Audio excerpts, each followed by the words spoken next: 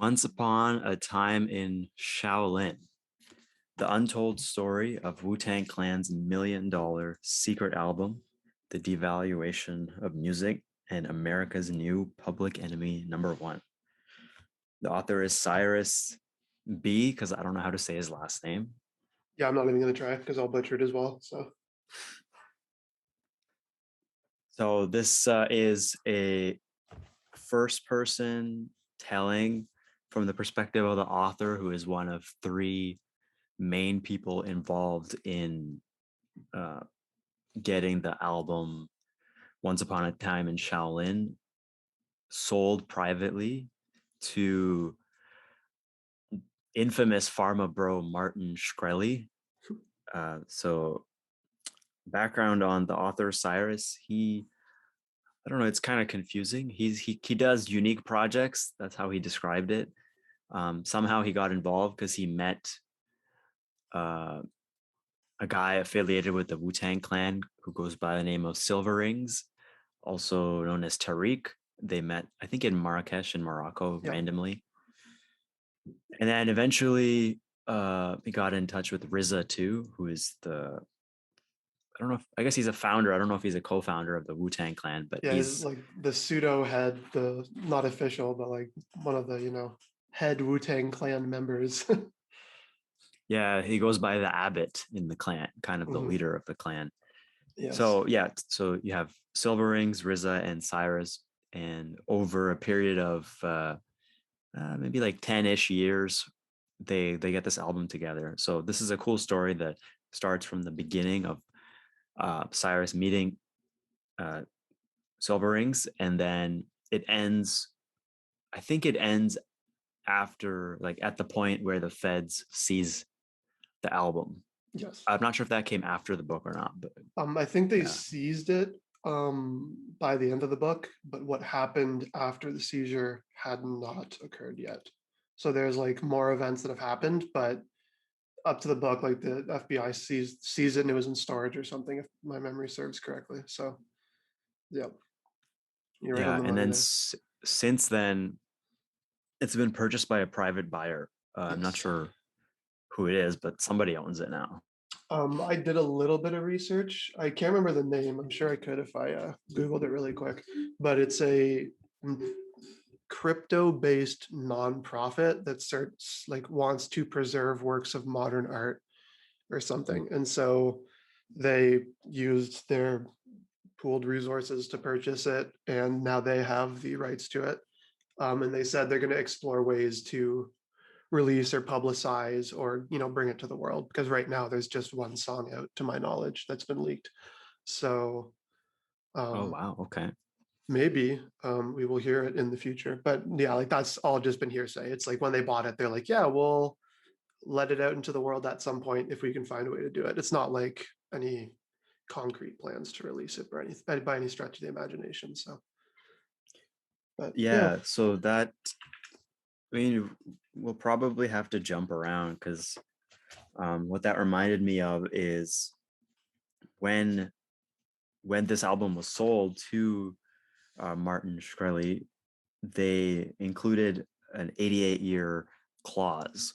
So there were some details about the ability to commercialize the album, because the whole idea is the album is similar to a piece of art, like a painting or something, should where we actually like go over the concept of the album first? Like, I'm not sure how familiar people are with the album. Like, I know it was a pretty big deal in pop culture when it happened, but like, should yeah, we maybe start with like what the album is and what they're doing sure. with it so that like everyone knows what the hell Once Upon a Time in Shaolin actually is?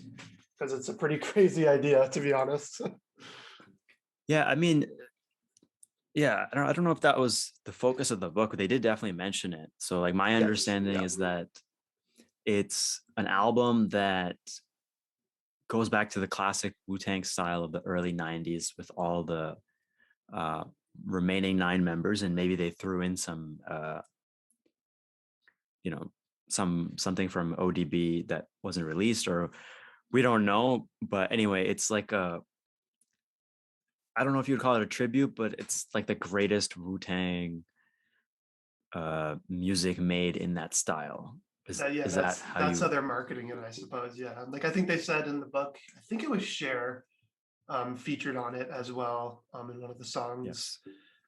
But like the big thing about it is there's a single copy of the album. Like there's just one.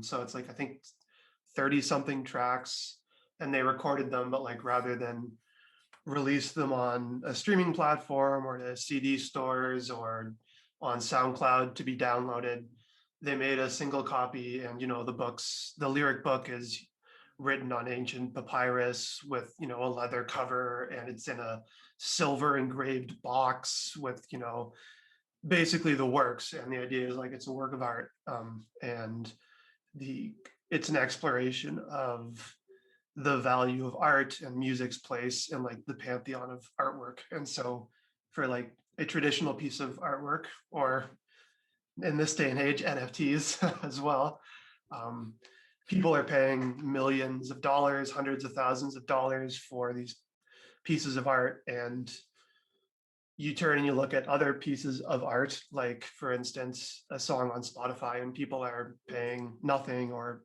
fractions of a penny to listen to it. And so, what does that say about the value of music besides traditional like artwork? And so they want to kind of explore that. So they made an album that there was one of, and the theory was art is so valuable to people because there's one of it, and it's the exclusivity. And so music is based on volume rather than that one big quality purchase, quantity over quality, who's going to drop $1 million. And so they made one, and they're like, let's see if one person will buy it for however much amount of money it is. And they went through the whole art channels of the art world, where they went to a museum and did showings and sold it like it was a piece of artwork. And so it's a very cool concept and a interesting kind of idea to explore. And so, yeah, like you said, going back to the whole thing, there's this 88 years clause where whoever bought it couldn't make it public or monetize it in any way for 88 years from the purchase date. So I think it was purchased in 20, was it 14? 15. 15. 15. Okay. So yeah, like at that stage, that means what? We won't be hearing it until 2100 and something. So 2103, I think. yeah, exactly. So so yeah, it's a crazy idea. But sorry, I didn't mean to interrupt you. I just wanted to make sure that anyone listening knew what the hell was so unique about the album, because I wasn't familiar with it. Like I only really got into hip hop maybe a decade ago. So I wasn't following hip hop, pop culture back in 2015. So this was a ride for me, because I didn't even know what the hell Once Upon a Time in Shaolin was when I was reading it. So I was like, this is a cool concept and a cool story. So I had kind of two concepts to play with as I was reading it. But Yeah, there's a paragraph in the book. So it's on page 42 of the hardcover. It kind of it describes what you were saying when you're comparing the like the value of music when it's so readily available through streaming services. Like, is there value in that or not? So I'm just going to read that paragraph. As if to confirm the theory about the link between economic and experiential value, a scientific approach was taken by Silverings in a short aside known as the bundle experiments. 4 limited edition digital packs of unreleased music were created and priced at different points: $50, $100, $150, and $200 respectively, all with different tracks in them. The question was, would a higher financial outlay affect people's willingness to leak the music onto the internet? And could it be proven, at least on a micro level, that price affected piracy? Sure enough, the 2 cheaper packs leaked almost instantly, but the 2 more expensive ones are yet to leak. It wasn't conclusive, but it certainly played a role in bolstering the single copy idea. So it's there's obviously more to how they came up with the idea, but that seems like a good generalization of the idea between a single copy for the single copy album. yeah, no, 100%. And like I actually forgot that they did that, because I started the book and then things got busy and I put it down for about a month and had to pick it back up. So that was in the first half of my reading. And yeah, like it's a good microcosm of like what they're saying. And it's hilarious that like if you really look at it, like I doubt that, the tracks on package A and B were any better or worse than the tracks on, C and D. I'm sure like RZA or Silver Rings or whoever music was on those, it wasn't like they made one worse or better. But despite this, people placed more value on the ones that they paid more for, right? So it's all just um, people placing value in what they think is valuable, right? And so to take that to the next level where they're like, all right, now we're going to make it about $1 million or $2 million instead of 50 or $100 is like the most RZA thing to do ever, which I love. So It takes so much dedication, like going from that idea to actually pulling it off, and how it's described in the book. For example, when they got the album together, or even when they were shopping it around to art museums, art museums were hesitant to get involved because, and I didn't really understand this part very well, but like they're an art museum, and there hasn't been like a music piece of art like this that's an actual recording. So it was just weird. I don't yeah, know. Did and you? that's kind of interesting, right? Like I didn't actually think of that, but when you said it, like that kind of popped into my head is like that also kind of goes back to what they're saying, where music isn't on the same like tier of the artistic pantheon as artwork, because these museums, like if you bring them a piece of art and they're like, will you display it? They say, oh, we have all these different processes for bringing this piece of artwork in, displaying it, et cetera, et cetera. They did that with a piece of music and they're like, yeah, we're an art museum who have no idea how to display or intake this piece of art, which goes to show that like they're not even considering music as a piece of artwork in the way that they view art. Obviously, artwork is subjective. What is art? But like from the perspective of the museum, like it's not artwork in the sense that they're going to display it or catalog it or preserve it, right? Which is goes back to Silver Rings and Riz's and Cyrus's point, right? Um, Mhm. and yeah, like you also said, the other thing, the struggle with it is right at the beginning. You mentioned it. It took them 10 years to do this, and like obviously, albums take time in between and whatever else. But like most artists or bands, it's 2, 3, 4 years in between albums, and that's with touring and everything else going on. Took them 2.5, 3 times that, and it was like all because of the security steps they had to take, at least for the first half. He actually mentions that no one on the entire planet had heard the album in its entirety except for Silver Rings and RZA. Like even the author who wrote the book has never heard the album in its entirety, because like the engineers who were working on it, the mixers who were doing the mastering, like all of that was done like a different person for different parts of the track to make sure that people couldn't take pieces and stitch it together to leak it. And like all these steps that they had to take was just crazy. So it wasn't like, I know I was very impressed with the passion that they all showed. Like it's one thing to go and say like I'm going to make an album, like that alone is a huge undertaking. Like how many people on the planet can say I have an album that I've published? But to go and say like I'm going to do it with this album in this state and go through all these extra things and have the tenacity to stick through it for 10 years is just like holy cow.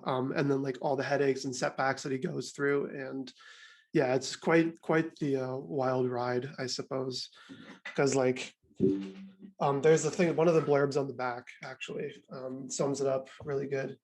Um, a surreal caper featuring monumental ambition and even more monumental egos. Bill Murray, the FBI, replica AK-47s, and the most hated man in America. It's a music book like any other. And it's just like that basically sums up this story. Like when I read that before I started reading the book, I had no idea how we're going to tie together replica AK-47s and Bill Murray and like all this. And it was just, it felt like if it weren't for the fact that it was true, it would be a book that you'd say is unrealistic. Like if this was a work of fiction, you'd be like, this is a terrible work of fiction. Like it's unbelievable. It doesn't make sense. but it happened. So like, stranger than fiction or whatever, as it were. One of the cool things the author wrote in here, and this is another paragraph from the book. So this is about how Riza, Silverrings, and Cyrus, how they finally found like an art company. I don't know if that's the correct term, but how they Auction finally house got, or what have you. yeah, auction Yeah. house. Yeah. Okay. With they decided to go with a company called Paddle 8. So like basically they had a bunch of possible suitors. Some museums dropped out. They were supposed to do something with Harvard, but that didn't come through as well. And this paragraph here uh, describes the alleged internal decision making to finally go with uh, RZA and the album. So this is talking about Paddle 8. They had more to gain and more to lose than anyone else, which already drew them closer to our position. I had wondered throughout the process how the internal decision was made at Paddle 8 to greenlight their involvement. And on the day it finally sold, head of communications Sarah Goulet told us the story. The executives had met to take a final vote on whether to proceed or not, and the count was split down the middle. The offices were getting a facelift that day, and a guy could be seen hanging a new painting through the glass walls of the conference room. With the painting mounted, he stepped back, checked the angles, and turned around. He was wearing a Wu-Tang t-shirt. So I just thought that was funny that Yeah. like The their serendipity there is too decision was, much. and the cool thing about that was that Cyrus also writes in the book many times that the Wu-Tang Clan is very conscious of numbers, and like it has a kind of quote spiritual meaning. Actually, I guess quote isn't a great thing to say because I don't know if he used that word, but I would describe it as kind of a spiritual meaning or serendipitousness of numbers. Like Yeah. they Like love it's, the number 8, and that's why they went with 88 years. yeah, exactly. It's just this like interest in numerology and like finding patterns and like meaning in it. And he does that too. Like for like the second half of the book, I swear at least once every chapter, there was some number or date or event that he would stop and be like, three people were involved on the second day of the third month. 3 + 2 + 3 is 8. And you're like, oh, and he'd do that for like everything. And so he'd bring that back around and like shove that numerology in your face too. But yeah, the fact that like so much of the album came across due to like, I don't want to say happenstance because people obviously put a very lot of thought and effort into it, because like he spends a lot of the book explaining the decision making process and thought process that they go through. But it is funny to me how even despite all that, so much of it is guided by like irony or coincidence or serendipity, where like someone turns around and is wearing a Wu-Tang shirt, or someone sees this number. Like even Silver Rings, at the very beginning of the book, it actually starts with Cyrus going back through a little bit of Silver Rings history and how he became a member of the Wu-Tang Clan. And that entire story is a lot of it just luck, like going into a barber shop that he knew had a tie to RZA, and like RZA's sister happened to be in there. And that's how he got in contact with, like, there's so much of this story is just um, being in the right place at the right time, or little things like that. And so it really goes to show like their dedication, but also despite all this, certain things just had to go their way for it to happen. And like, I don't know, I really am curious to see what happens with the album, because I would love to hear it one day. Um, it's wild. Some of the stuff that they talk about. Yeah, the Silverings backstory. So he did eventually join the extended or international Wu-Tang clan. So Mhm. yeah, he's not part of the original 10. Um, but he has, as far as I know, he has worked closely with them and continues to do so. But yeah, he's a guy from Holland. I think it's described that he got into Wu-Tang like playing at the basketball court. He came to the US trying to meet the clan. I might be telling the story out of order and in bits, but at some point he went to a concert. He was pulled up on stage, and he was kind of knighted by the clan or a couple members when he delivered a freestyle rap. But then things kind of cut off there because he didn't get a chance to talk with them further. Then eventually he went back to the States and went into that barber shop and met the RZA's sister and mother, I think, I think who it was the sister and eventually mother, yeah. who eventually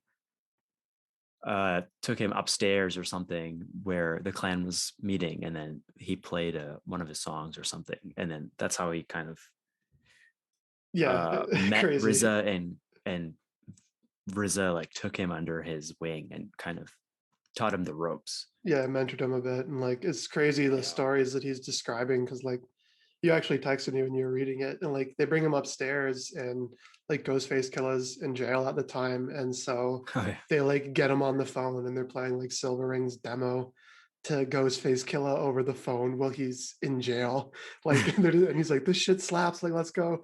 And so then like RZA comes, and yeah, like it's super cool. It's like yeah, it's a cool book because you get like a cool thought experiment in the concept of the album. You get a cool story in like the inside look of how this all went down and all the different like twists and turns. Like it's a soap opera. It's a real life soap opera. It's Mm. crazy.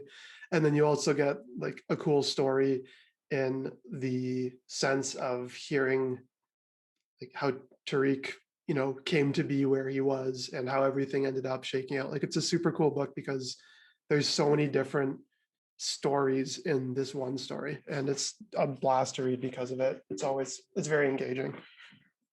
But yeah, It's all the more interesting because I haven't heard anything of the actual album. So it's like, if the album was out, would this story be as interesting? I mean, I don't know if I would even read it because I'd be like, oh well, here's the album. I'll just listen to it. This is pretty yeah, cool. exactly. That's the thing. It's like I like I like Wu-Tang. I'm not a diehard Wu-Tang fan, but like I know their songs. But like I really, really want to hear this album, but only because like I can't hear it. And there's like a little section of or a chapter of the book where he kind of juxtaposes their album with that U2 album that they released. That's name I Yes. can't remember, but it's the one that I'm sure everyone remembers. Where if you had iTunes or iPhone or whatever, everyone just got the album for free, but it wasn't like you got the album for free. It was, we're going to put the album on your phone. And when you delete it, every time you plug your phone back into your computer, we're putting it back on your phone. This album is going to be in your life no matter what. And it was the exact opposite of theirs. Whereas they were trying to be as exclusive as possible. U2 is trying to be as like ubiquitous as possible, and everyone hated that album because of that. Everyone, like no one even listened to the music because they were so frustrated that like their music library that is really like a tapestry of who they are as a person, at least from a musical perspective, now has this ugly blotch of a U2 album. And they're like, my favorite band is like Wu-Tang, and I'm a pretty big Elvis fan. Like, what does U2 have to do with my like things like that, right? And so it's really cool that they make their point, but he's not just examining it from the perspective of our album. He's also looking at it from the perspective of like the U2 thing. And there was another he something else happened that um he compared the album to as well. He talked about it for a little bit in the chapter afterwards, and it's escaping me what it was. Um, Here, I'll read uh, a bit about that from the book. Maybe you'll yeah, yeah, do remember that it. for sure. I'll see if I can look it up while you do that. So this is on page 115. On September 9th, 2014, another revolutionary music story broke. U2 released their 13th album, Songs of Innocence, to 500 million people for free through a tie-in with Apple. Within seconds, all hell broke loose. And then this is on page 16. And then, of course, there was the small matter of the NSA distribution model. On what planet did anyone in either the U2 or the Apple camp think that it was going to be a win to force an album onto people's devices? People curate their playlists, they use them as a kind of digital stand-in for a record collection, and generally see them as an expression of individual identity. Dropping an album someone didn't volunteer for into that heady cocktail of technology and personality was invasive at best and Orwellian at worst. So that kind of describes exactly what you were saying. Yeah, exactly. And like it makes sense. Like he's 100% right in what he's saying. Also, you did give me time to remember the other thing, and that was the whole Taylor Swift versus Spotify debacle, and how in the middle of them doing all this, to basically make a statement about how artists are being underpaid. Well, sorry, I shouldn't say artists, specifically musicians are being underpaid. And then U2 goes and says the important thing is that it's heard, and he's like, yeah, of course, like that's an important thing, but like that's really easy for you to say, Bono, who is sitting on tens of millions of dollars. Not so easy for the guy who's eating ramen every night, because like he wants his stuff to be heard, but like why can't he have it be heard and make a living off it at the same time? And you're undermining that. And then on the flip side, a couple chapters later, they talk about how Taylor Swift took all of her stuff off streaming platforms because she wasn't making enough money, and a lot of people demonized her for it. And they were like, Taylor Swift is like being a greedy asshole by taking her music away from us because she wants to make a buck. And he kind of approached it from a different perspective. And he's like, yeah, that you could say that for sure.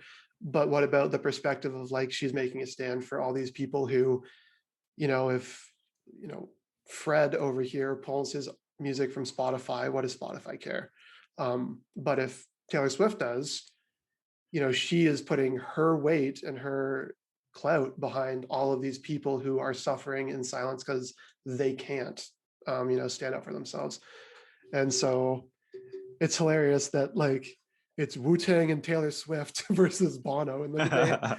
And so yeah, like it's really cool to see all these different pieces kind of put together. And he says, I couldn't find the actual chapter that he does it in, but like he says something about like wanting to kiss Taylor Swift on the face or something for how she approached it. And yeah, like I don't know, it's it's in a chapter called Adversarial.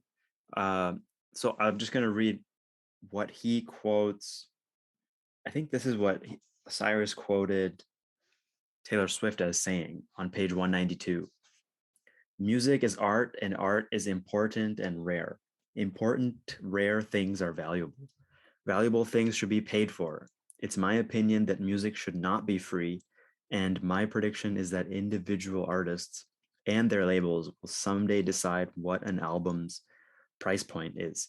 I hope they don't underestimate themselves or undervalue their art. Yeah, exactly that. Yeah. I'm not seeing the quote. Maybe I'm thinking of another thing. But yeah, at the end of the day, like he's saying, like he drags it, the question of value, basically kicking and screaming back into the spotlight. And yeah, depending on how you spin it, like she could be a villain in the sense that like she's taking it away. But that's very short-sighted and selfish, I guess, is his argument, because yeah, in the short term, you don't get to listen to, I don't know about you, but I'm feeling 22 or whatever. But in the long term, hopefully, there's going to be tens or hundreds or thousands of artists who are able to support themselves because of it. And then, we have more artists who are able to do it because it becomes a viable career and not just somewhere for people to do a hobby and be forgotten about.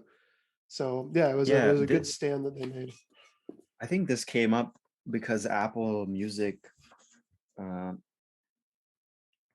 didn't really understand this part, but because they were offering like a 3-month free trial or something. Yes. That was in the same chapter, actually, at the end of Adversarial, like 190 something.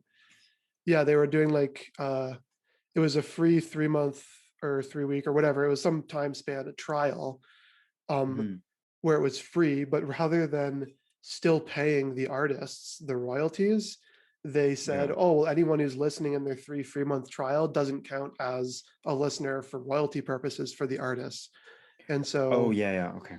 his comparison was like, I don't open a bar and say free drinks for your first week at the bar and then go to my liquor suppliers and be like, well, like I gave the drinks away for free, so like I can't pay you. That's your problem. Like that's not how it works. In the same way That's right. that the artists are the liquor suppliers, it's not their fault that you're passing it off. And Taylor Swift, you know, made a stand there, and Apple eventually rolled that back and fixed it. And rightfully so, because you know, Yeah, exactly. So yeah, yeah, and if you from that perspective, you can see why, from Apple's perspective, Taylor Swift could have been viewed as a problem. It's like, oh, we're gonna lose money if we have to pay the royalties. We're using these free trials to get more users, so ultimately you'll get more royalties. I'm not saying that's what they said, but that's just what I'm thinking about. But she's like, no, nah, bro, like I want to get paid. Like, yeah, you give a free exactly. trial if you want, but don't take money from my pockets. Yeah, and like at the end of the day, that's her decision to make. Like if she's on board with that argument that you put forward or that Apple put forward, maybe where it's like, oh, in the long term, maybe it's better for you. Like they're free to like argue that, but like my position is it's Taylor Swift or whoever the artist's decision to be like, oh, I agree, I will sign this contract and we'll go into this together, or I disagree. And if you want to give a 3 month trial, you're going to have to carry the financial burden of that because I'm not on board with your plan. Yeah. And yeah, and I don't know, like the music industry's always had this kind of reputation, a little bit of taking advantage of artists. Um, and that's like another thing that they didn't really talk about too much. And I was kind of like thinking about it and wondering why is, if you talk to, like Kanye's always comparing, or not always, but has in the past compared the music industry to like slavery, in the sense that, there's a whole bunch of black artists in rap who don't make the money that they should because the rich white executives are taking that money in. And then there's people like, um, shoot, I lost my train of thought. Who was the other person? Oh, Macklemore, where everyone, like when he blew up, everyone loved the guy. And the big thing with him was he was like the first person to do all this self-published without a label. And he had that one song on his album about, going into, I think it was Geffen Records, and like turning down a contract because he didn't need them. And so like that's the other side of this is a lot of the money that doesn't go to artists' pockets. It's not just the streaming platforms or the distribution model. It's also these labels that are taking all the money. And that was something they didn't talk about really as much. But that's the other thing. And I'm wondering why that was. Like I was thinking about it. I was trying to come up with theories, and I couldn't come up with much outside of just it wasn't really relevant, and it just muddied the conversation and would have made the book maybe less concise. But yeah, that was something else. Is Yeah. yeah. Yeah. I don't know if that would have fit with the book, because the book is about having like a single point of value to sell. Exactly. Yeah. So I think you're right. Yeah, it would have taken focus away from Yeah. it. Like it's tangential in the like from the frame of like can you survive with it? Is music, can you make a living as an artist? But it's not necessarily related to the question of value that they're asking. But it was something that I was also Mhm. kind of thinking about, and I kind of would be curious to see Cyrus's thoughts on that matter too, because that's a whole other Okay. side of the music industry. But yeah, Yeah. Yeah, there's just so much in this book that is interesting to talk about. yeah, like Um, it's what, a 300 and something page book, and it's a pretty easy read. Or no, it's a 200 and something page book. uh, And Almost 300, so yeah, 270.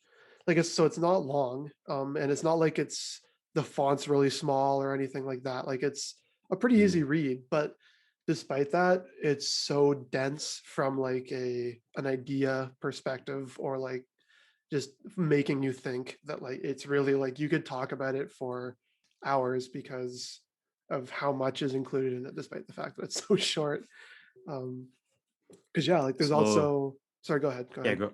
Yeah, so I was just going to switch topics onto the sale.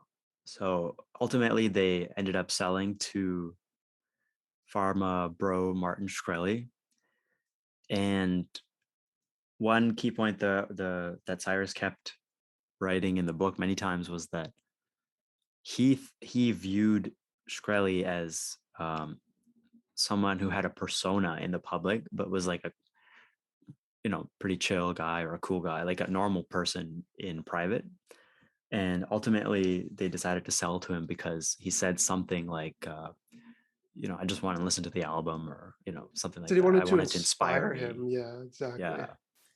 But in public later on, like he takes the opposite approach and like starts dissing the clan, and the AK-47s come in because I believe there was a plan to have a public beef between the Wu-Tang clan and Shkreli, but this guy apparently kept like one upping to the point of actually upsetting clan members for real.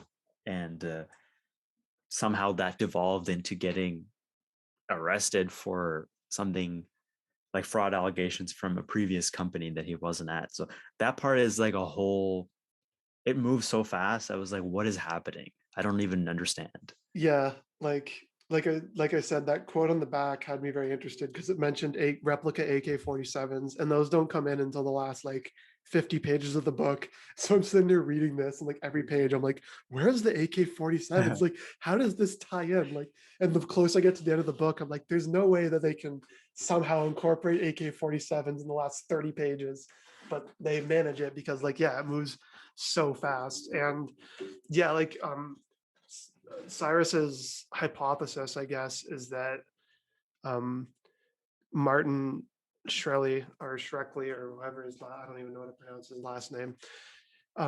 He feels like he's being like he is using the rules as they're written. Like he's doing what every other pharmaceutical executive does. He's Yeah. just not hiding it, and he's not like doing it in the like right way.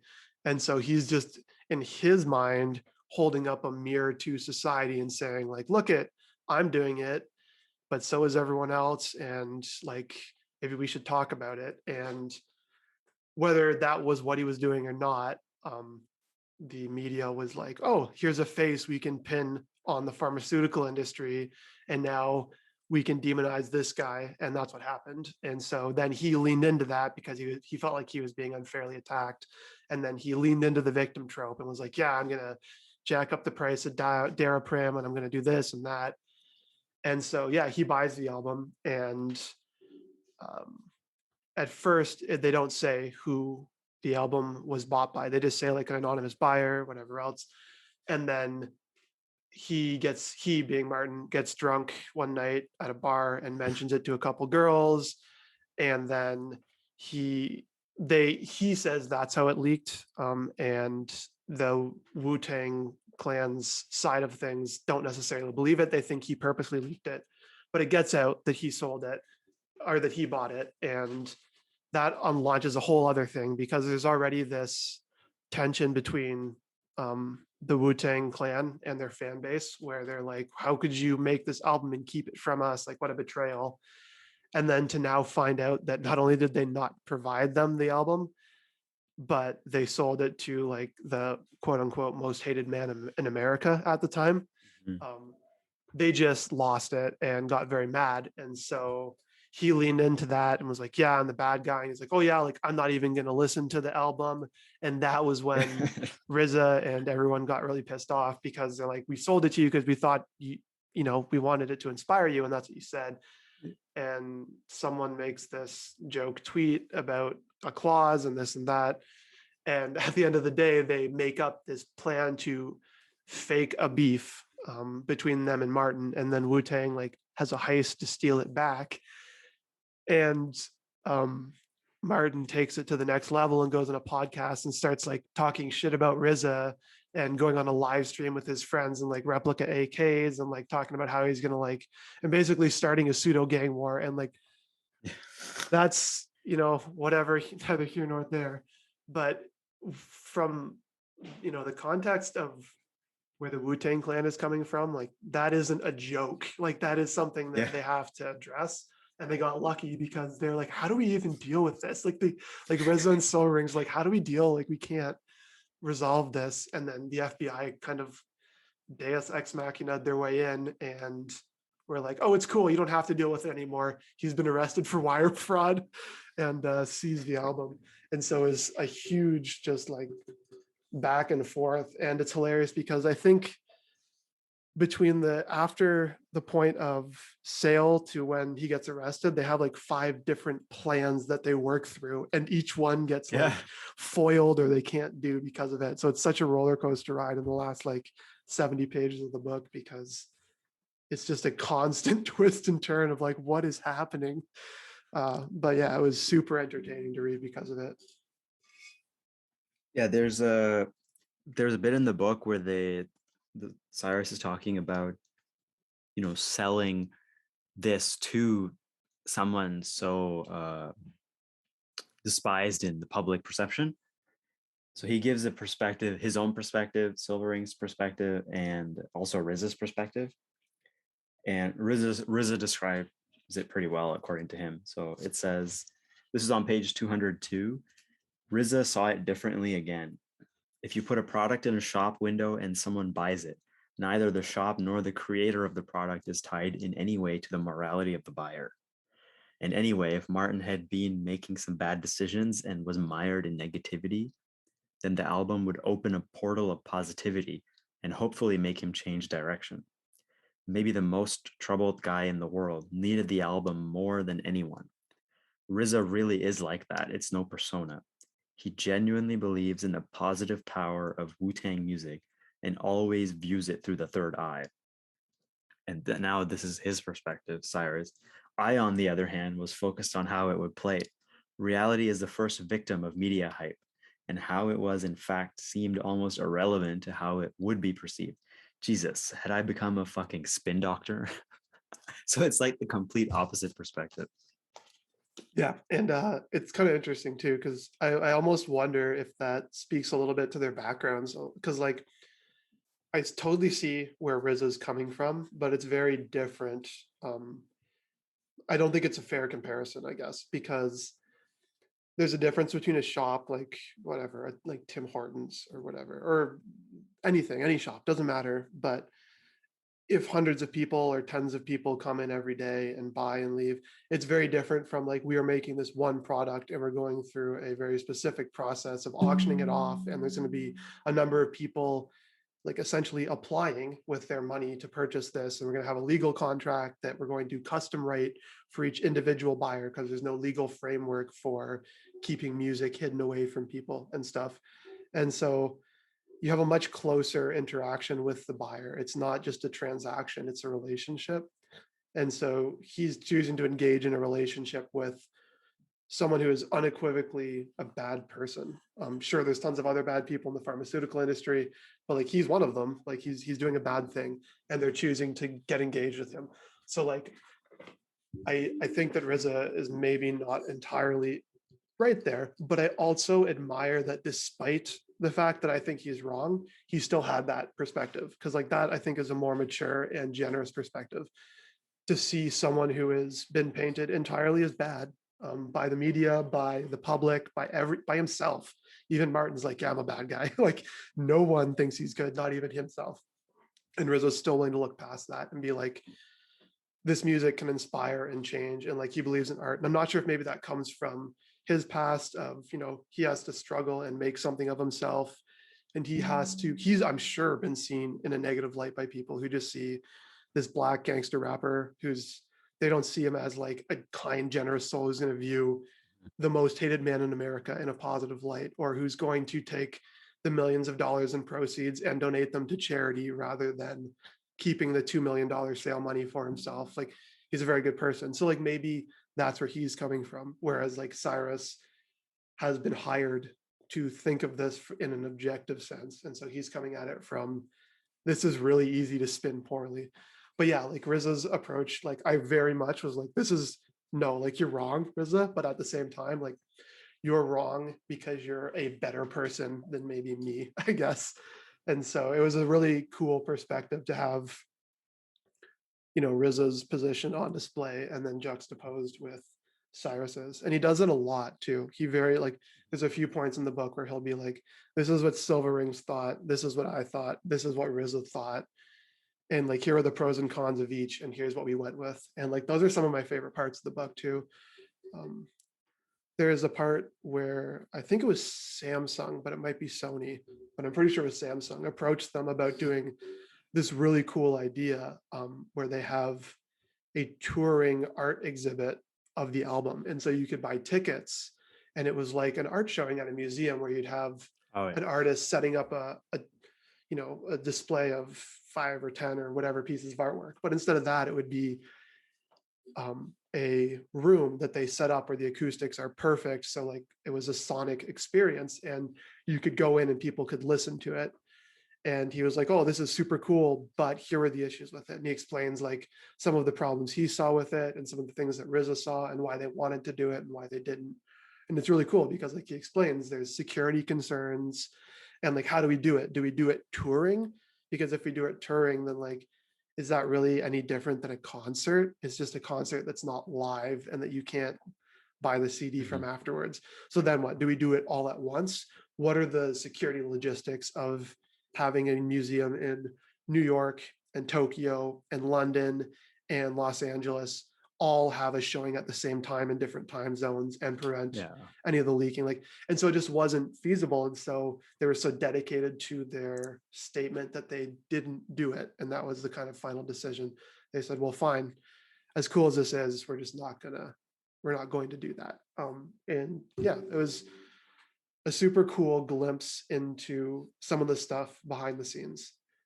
And one thing that I like to do was, he mentioned all these things that were happening and articles that were being published, and like this was only happening a decade ago. So I was able to like go in and you can look up all these articles and read the article as it was written 10 years ago, and then read the comments and people's reactions. And it was really cool to see like, I went back and listened to the 30 or 45-second Forbes excerpt that they gave with Cher. And like, that was really cool to listen to and read how it was uh, shipped to the public, I guess, and stuff. So it's a cool book to read from that perspective as well. You get to kind of go in and then take the book out of the sphere of you and just the book and place it into the real world as well, which gave it a whole other, you know, dynamic and context. It was really cool.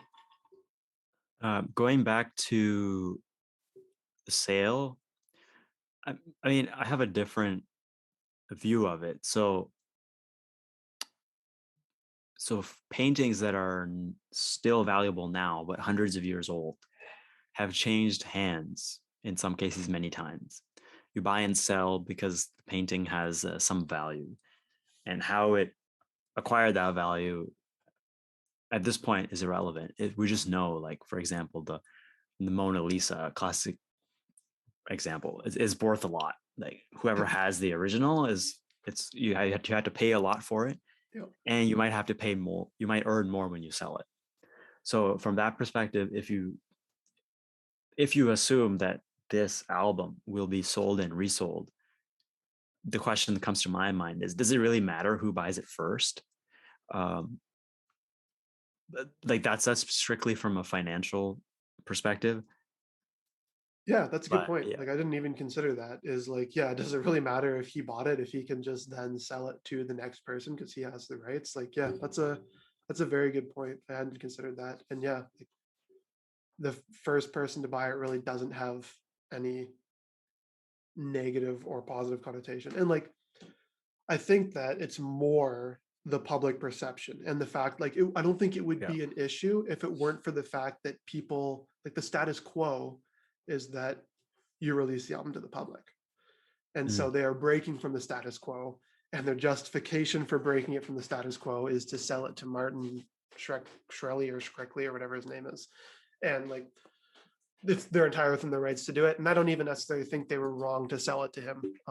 But that I think is where the frustration or the anger from the public Mhm. would come from. Is it's like their expectation is we get it. And that's almost in a way another aspect that like I didn't really consider. Like they're entitled in a way. They feel they're entitled to this track. And the only reason they're upset that it was sold to this person is because not only do they not get it, but they view this person as a worse person than them. Why does the bad guy get what they want? They're the good guy. They're entitled to the artwork because they supported the band. And it's like, well, did you support the band if you're just listening to the albums on Spotify for 0.07 cents a stream? Like, Right. and so yeah, that's a whole other question that like I don't necessarily have an answer or a position on, but yeah, like he's only seen as the bad guy because people are working from a position of I deserve the music, and do they? Y- Like I don't know. Yeah. The key thing that you mentioned is that why is a guy who doesn't care about the Wu-Tang Clan or listening to it, why does he get to listen to it? Whereas I'm a diehard fan for whatever, 20, 30 years, and I can't listen to it. I have to wait until I'm 88 years old. You want me to wait until I'm 120 years old to listen Yeah, to an album? I'll be dead. Like, yeah, that's never going to happen. But the cool thing is, they did build into the contract um, an out, so to yeah. speak. So if they had different tiers of percentage leakage, so at the different tiers, you had different abilities to monetize on it. So whatever, like the first tier, arbitrarily, I'm just going to say, suppose it was 30%. Um, at the first tier, you can commercialize it, you can sell it as a typical album, and then whoever was could be proven to be the leaker, I believe, would have to pay some kind of damages. I don't Yeah, know I how think it that was works like when you I sell think and it resell. yeah, so I think what it was there's like the first percentage it was like they could commercialize it. Then there was a larger percentage where they could commercialize it and license it, so they could like put it in movies and games and stuff, Yeah. commercials. And then like once it leaked to an even further percentage, they did like a digital signing of it. And so they had two versions of the album, one that hadn't been digitally signed, which was theirs. Um, Mhm. and then one that they had digitally signed, and that was Martin Shkreli's. And so if it leaked, they could go into the audio file that leaked and look for this um, algorithm that basically was embedded in the file and say, oh, if it's there, then we know that it was a file leaked from Martin's party. And if it was not there, then it was leaked from our party. And so that was how they determined it. And that is kind of cool because it felt to me that concept as like a precursor to this whole NFT craze.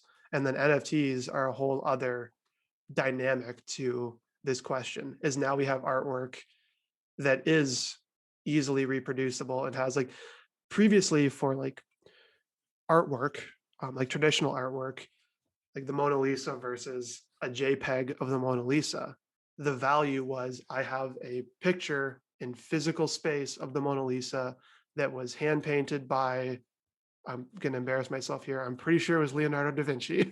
um, I have no idea. yeah, okay, good. Well, perfect. So we can both embarrass ourselves because I don't know either, but I think it was da Vinci. But yeah, like that's the value. And so now that was the theoretical thing that differentiated traditional art from music. And like the difference was with music, it only existed in digital space. You couldn't have the physical copy that was unique, the original, because the original is just this sonic wave that you can only capture in a digital file. Um, and now with NFTs, we've found a way to, whether we buy into this or not, create digital artwork. And so the original NFT art that is being sold for hundreds of thousands or millions of dollars on these crypto blockchains is no different at all from the right click save as JPEG copy. But Mhm. somehow this one still has value. But that isn't the case for music. And it's very weird Right. now. And so I almost like, I'm wondering like what happens now with like, that's a whole other aspect of the question. And I want Mr.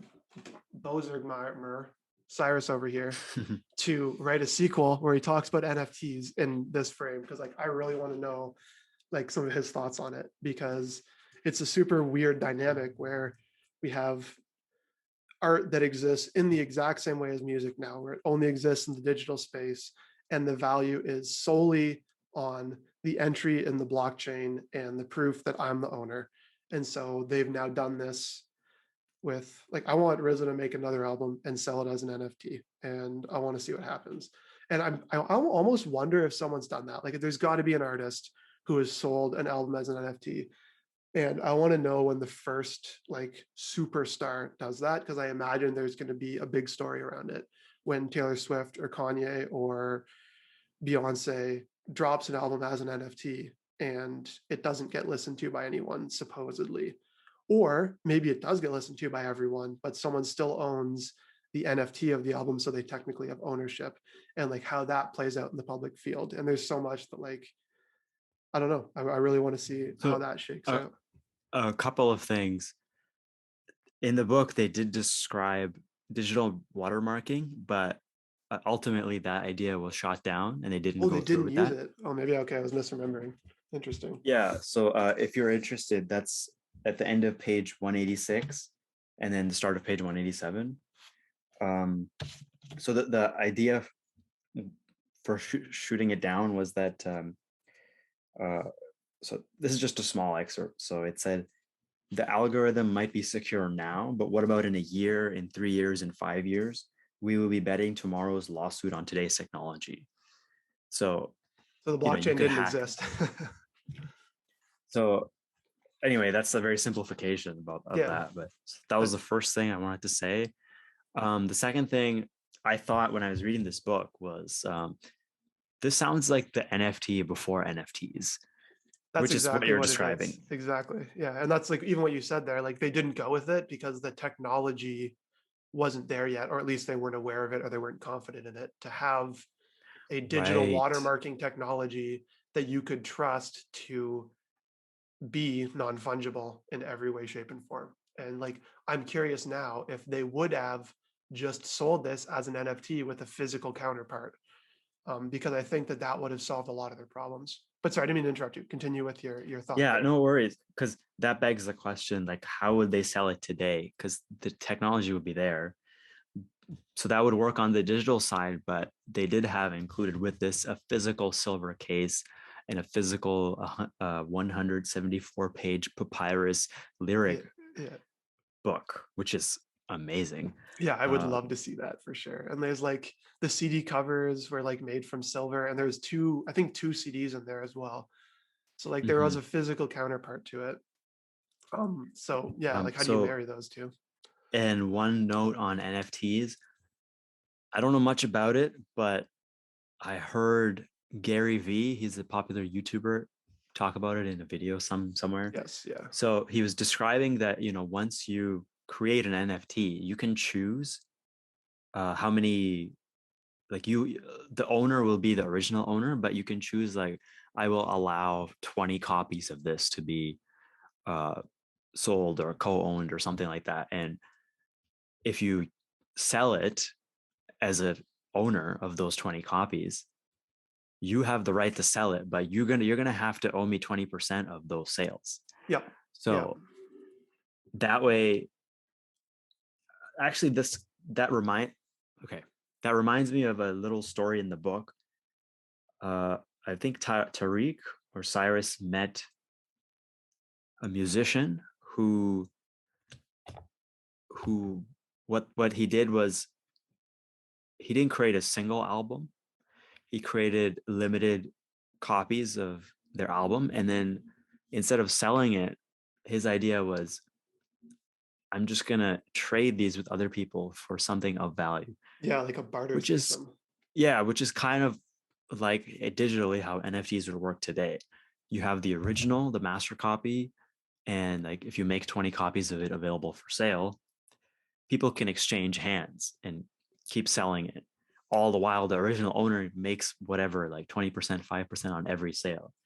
So if you sell 20 copies and you have 1,000 sales, like you're making money all the time, which is Yeah, crazy. yeah, no, NFTs, like I'm a computer programmer by trade. So I have fiddled around a little bit with like writing code for blockchain stuff. And yeah, like NFTs are cool because you have, well, I don't necessarily agree with NFTs as a whole, but from a technological perspective, they're cool because you can not just, you can create them, and like there's the idea of the creator of the NFT, but then there's the owner, and you can have as many owners as, or as few owners as you want. So you could say I created one, or I could create 20, or I created 100, like you said. But beyond that, you can also say every time it's sold, I want X percentage of the transaction. So as it increases in value, you can get your money back and stuff like that. And yeah, like in this sense, they could release this album and sell one copy, and say every time it sells, I get 10% of the sale price. Or they could release it as 20. And I would be interested to see if they made multiple albums, like you mentioned in that little like mini experiment that they did, Yeah. and maybe release them and say this NFT album there's one copy of, and this NFT album there's 20 copies of, and this one there's 100. And I want to see the price difference and how they change as those things are released, because that's another thing is it's just the supply and demand side. um, and yeah, like there's a whole bunch of ways that NFTs are going to change, I think, the music industry, even just like ticket sales. Right now we have Ticketmaster, and so artists will put these tickets up for sale, and then Ticketmaster is this certified reseller site, and there's all these, fees that you pay for this and that. And imagine if tickets were managed via like an NFT chain, where the artists Mm, create a ticket NFT and they say there are 100,000 or 50,000 seats at this concert. There's 50,000 NFTs. I sell them for $50 a pop. And now Ticketmaster doesn't need to be involved anymore, because if someone wants to sell their ticket because they can't go, they can put it up on an NFT marketplace and someone can buy it. And now the artist says, okay, well, if you're going to resell it, I get 5%. And now scalpers are not going to be taking profits from the artist, yeah. because if they're going to sell it for a 10x markup and the artist says, I get 5% of the sale, the artist is benefiting from this markup as well. And so if the artist is playing in a city where there's not a lot of seats and they are very popular, they're going to see success because of that. And so like there's just Mhm. so many ways that this concept of like protecting the artist's rights to the music that they're making is going to change the way that just music is made and sold, I think. Because like up to this point, the music industry has a lot of time taken advantage of these artists, which is crazy Mhm. to say, because we see these people and they're making millions of dollars. Like, how are they taking advantage of Taylor Swift? But it's crazy because like they are. She could be making even more. And then that goes back to all those people like you're talking about who aren't succeeding. So yeah, like I don't know. It's a super, super cool book to read right now, like in the Yeah. current zeitgeist of the world, because it so closely ties back to this NFT thing and how much they've exploded with, COVID and all that jazz. So yeah, I don't know. It's a super, super fascinating book. I really enjoyed it. Yeah. Yeah, we covered a lot. There's probably a lot more to cover, but they're all like, yeah, tiny tangents Yeah, into like I'm book. happy to, if you wanted to like do a part two, if you wanted to keep talking about it, or if you're happy with this, we can just pick another book to read too. I'm happy. But like, yeah, like this, I don't know. There's so much you could talk about in this book, because there's the Mhm. normal, like, what do you talk about in a book? The plot and the story and the writing. But then there's all Yeah. the other questions of like the value of music and the artist's rights and the ethicality of the sale and like, yeah, just yeah, I don't know. Well, yeah, I mean, I guess we can end this one here Yeah, we because can, we we don't had a have to just make a pretty decision right now. You can, yeah, we'll figure it out for sure. because But we had a pretty like we had a very wide ranging yeah, yeah, we were set of everywhere. things we talked about. Yeah, for sure. Um, but to summarize, I'll just give my quick thoughts on the book Yeah, and then maybe sure. give yours as well. Sounds good. So, yeah, again, Once Upon a Time in Shaolin by Cyrus B. Um, it's online. It's published, I think, in 2017. So it was a good read. It was an easy read. Yeah, it's 2017. It was I think it was well written. The author has a kind of a flair for um I don't know my grammatical terms, but like just he's cool. He describes things in a I don't think flamboyant is the right word, but kind of Very like like a suave kind of way. It's almost like playful in my mind, where it feels very conversational. He's not writing to you or at you. It feels yeah, very much like he's writing to you, where it's like having a conversation with you. And he's like, this happened, and then this happened, yes, period. Well, so much for that, period. And then it moves like yes. things like that, where it's very informal and conversational. Yeah, so yeah, if you like like you said, like reading someone talking to you, but with a flair for like fancy words and descriptions, that's kind of the style. So anyway, it was a good read. It's an interesting read because it's a whole story about that album. It's about the Wu-Tang clan. So I love the Wu-Tang clan. So it's great lore. Um, I mean, there's a lot going on in the book. So yeah, I don't know. It's hard to like summarize things, but overall, it was great. Like, I would definitely recommend it for a Wu-Tang fan or someone who wants maybe like an example of NFTs before NFTs. Yeah, no, like 100% agreed. It's a very easy read in the sense that it's fun and engaging. The writing style isn't something that's like dense and hard to get into. It's very like fun and lighthearted, but he still uses like very complex vocabulary, and the way he explains his thoughts is very like in depth and engaging. So like it's a nice mix of depth without being frustrating to read at the same time. And yeah, Mm-hmm. like it's super cool because like I'd recommend it for anyone who's a fan of hip hop history at all. Like obviously with Wu Tang, um, but also like it's a good examination of anyone who's interested in the music industry at all, in the art industry at all, or even just like market economics. I think it's a very cool, or human psychology. There's just a lot of really cool things at play, and I think that anyone who has even like a vague interest in this after like hearing the concept of it, I recommend you read it. Like there's just so much there that someone's like every person who reads it, if there's a little bit of an interest, is going to find something that's very engaging and interesting for them. And like even if you don't necessarily care about Wu-Tang Clan, you're going to find the market economics and the way that they went about spinning this to the media and protecting the idea um, interesting. Or if you don't care about the art world, you're going to find the insane like twists and turns that they have to do as a Twitter user tweets out about Bill Murray, and now all of a sudden there's this big change. Like there's so much there Yeah. that's interesting as well. So like if you have even a little bit of an interest in it, I super recommend it because it's a nice easy read that still challenges you, and it touches on so much stuff that you're gonna find something you like. So yeah, highly recommended.